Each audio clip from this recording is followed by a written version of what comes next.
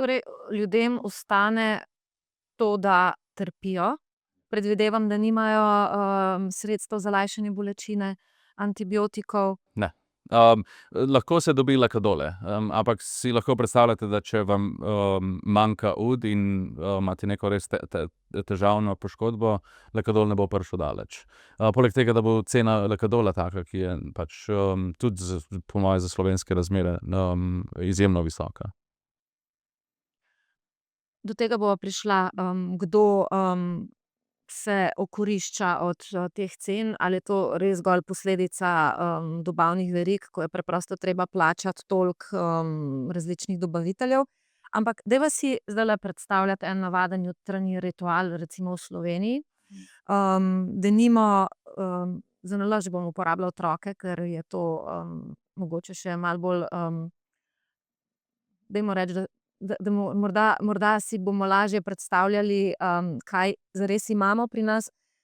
Zjutraj zbudimo otroke, se umijejo, se oblečejo, grejo na zajtrk, grejo v šolo, jih odpelje šolski avtobus ali pa jih odpeljejo starši, mi gremo v službo, popoldne te otroke poberemo, počnemo z njimi karkoli pač že. Zvečer, ponovimo ritual, preberemo pravljico, damo otroke spat, starši imamo čas zase. Kako bi ta isti dan izgledal v Gazi? Pač praktično rečeno vse od naštetega, najverjetneje ne obstaja v Gazi v tem trenutku. Če gledamo samo otroke, se rabimo zavedati, da je ogromno otrok izgubilo celotne družine, kar pomeni, da nimajo mame in očeta oziroma nobenega sorodnika znotraj njihovih družin. In to so, ponavadi v tem njihovem svetu dosti, velike družine. In so otroci dostikrat pač spodijo zjutraj brez svojih staršev, oziroma brez kakršnegakoli skrbnika. V primeru, da so še del svoje družine, se zbudijo pač, kot sem rekel, v šotoru, na mivki, pač, Gaza je v veliki večini še vedno, dosti puščavska, kar se tiče terena. Ne bojo imeli, vode, ne bojo imeli hrane, ne bo jih kamor zapeljati, ker ni šol. Prevoz bo, astronomskih cen, oziroma se boš vozil okoli na vozu z nekim konjem odspredaj, ke te bo pripeljal nekam približno na točko, kamor hočeš, in potem boš rabil hoditi še kar nekaj časa. Tako da ja, vseh teh stvari, ke ste jih vi našteli in ki delajo recimo vsak dan slovenski družini, bojo tam, manjkale, pač ne bo jih. In zvečer, ke bojo šli v, posteljo, če so uspeli s sabo prinesti kakšno zgodbo, te družine, ke so bile prisilno razseljene v povprečju 11-krat, bojo verjetno zelo veseli.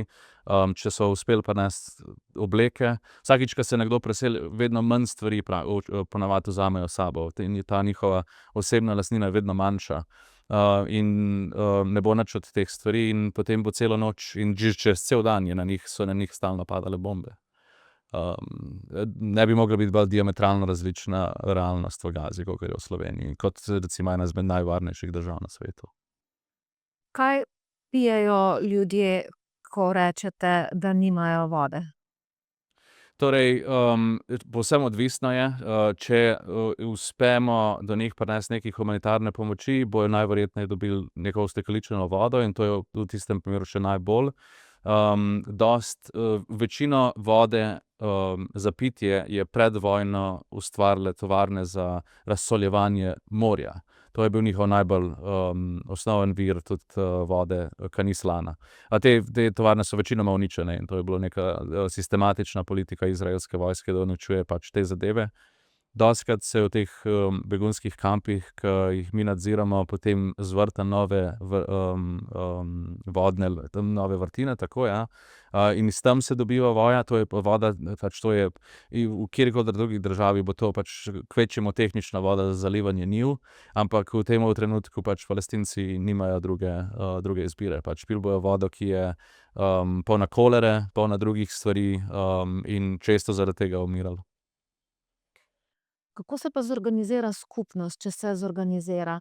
Kaj denimo, pomeni, da si bil nekdaj, učitelj, morda, zdravstveni delavec, morda neki pripadnik verske skupnosti, ne vem, mladinski prostovoljci, a karkoli od teh organizacij znotraj lokalnih skupnosti obstaja? A si ljudje pomagajo med seboj? Ja, izjemno. In Palestinci so že desetletja pod okupacijo izraelske vlade, kar pomeni, da so se tekom vsega tega časa potrebovali tudi organizirati na tej točki, na neki civilni iniciativi. In to je predvsem vidno tudi z dejstva, da je ogromno nevladnih organizacij, ki so palestinske in delajo izvrstno delo. Največkrat moramo razumeti, da je pač celotna skupnost oziroma družba razpadla, z dejstvom, da je razpadla celotna, pač da je bila zbombardirana celotna arhitektura Gaze.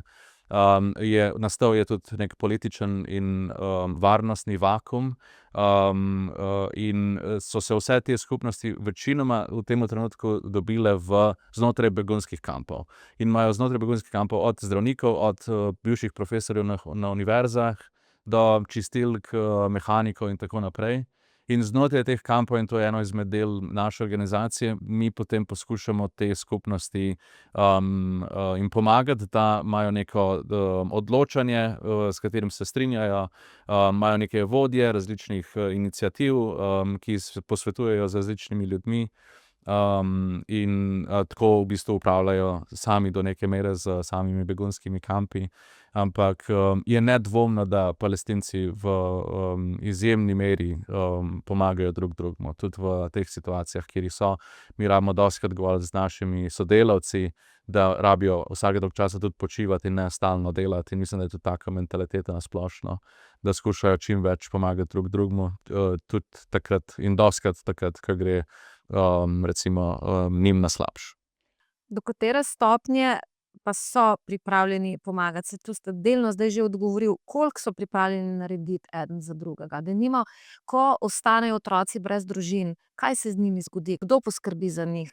Torej, načeloma dostikrat se zgodi, da recimo družine so precej širok pojem v njihovi kulturi, dosti širši kakor pri nas, kjer je pač neka ta jedrna družina tista, ki bi rekli družina.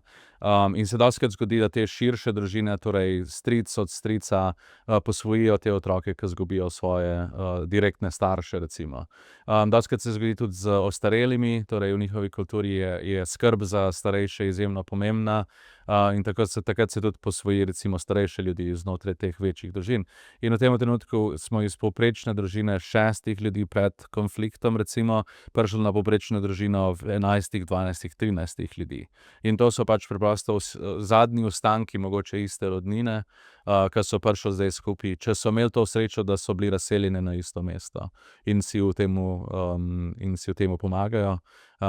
Je pa ta pač drža gre dosti zunaj samih družin, pač si izjemno pomagajo tudi sami drug drugemu, čeprav niso mogoče iz iste družine.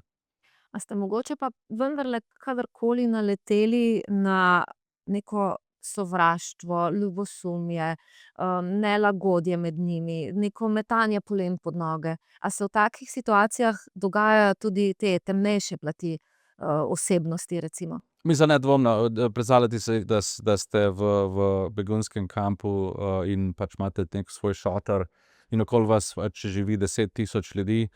Nedvomno bojo pač vsake toliko časa nastale neke napetosti, medosebne, in sem pa tja nastajajo te konflikti, tudi znotraj teh begunskih kampov. Kar je pač čisto navadno, pač kdorkoli si predstavlja živeti v taki situaciji toliko časa, lahko predvideva, da bo na neki točki pač nekomu počil živec, ne. In bojo prišli do nekih konfliktov. Tako da je navadno, kakor bi bilo za vsako družbo v takih razmerah. Prej sva se že malo dotaknila, preko vaše izjave, kako visoka je cena lekadolov denimo, kako v Gazi danes recimo izgleda pot do antibiotika, inzulina, povojev, protibolečinskih sredstev sva že slišala, da obstaja lekadol, pa nič močnejšega. Pa recimo sem razmišljala o eni taki stvari, šampon proti ušem. Torej spet je treba razumeti, da je Gaza bila v različnih obdobjih različno polna živil in da živila so imela različno ceno.